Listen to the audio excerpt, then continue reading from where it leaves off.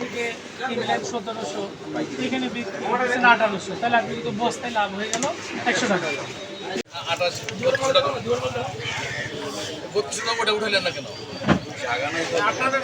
এখানে তালিকায় দেওয়া আছে 28 সাল 3000, আপনি 3200।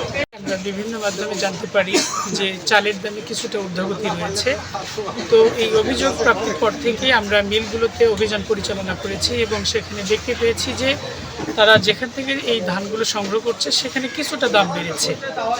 মিলগেট থেকে পাইকারি ব্যবসায়ীরা যারা চাল সংগ্রহ করছেন তারাও কিছুটা বাড়াচ্ছেন, আবার খুচরা ব্যবসায়ী যারা তারাও কিছুটা বাড়াচ্ছেন। তো আমাদের নির্দেশনা হলো এই পরিস্থিতিতে যাতে সব ক্ষেত্রে সহনীয় পর্যায়ে, অর্থাৎ ভোক্তা যাতে একটা সহনীয় বা ন্যায্য মূল্যে চাল পায়, সেই জন্য আমরা কাজ করে যাচ্ছি। তারা আমাদেরকে কথা দিয়েছে যে তাদের যে প্রফিট মার্জিন এটি কম থাকবে। তারপরেও আমাদের নির্দেশনা থাকবে, আপনাদের মাধ্যমে আমরা জানাতে চাই, যদি কোনো অসাধু ব্যবসায়ী এই চালের বাজারে অস্থিরতা তৈরি করার চেষ্টা করে তাহলে ভোক্তা অধিকার সংরক্ষণ অধিদপ্তর সেখানে জিরো টলারেন্স প্রদর্শন করবে।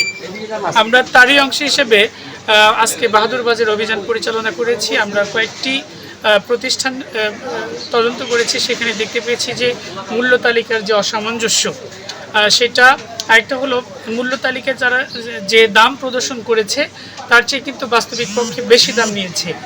তো এই রকম অপরাধে আমরা 3টি প্রতিষ্ঠানকে আজকে 5,500 টাকা জরিমানা আরোপ করেছি এবং আদায় করেছি। আমরা সম্মানিত ভোক্তাদের জানাতে চাই, জাতীয় ভোক্তা অধিকার সংরক্ষণ অধিদপ্তর আপনাদের জন্য নিরলস পরিশ্রম করে যাচ্ছে।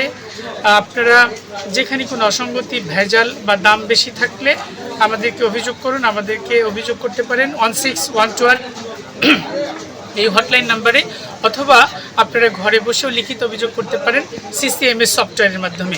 জাতীয় ভোক্তা অধিকার সংরক্ষণ অধিদপ্তর আপনার পাশে আছে সময়ে দুঃসময়ে।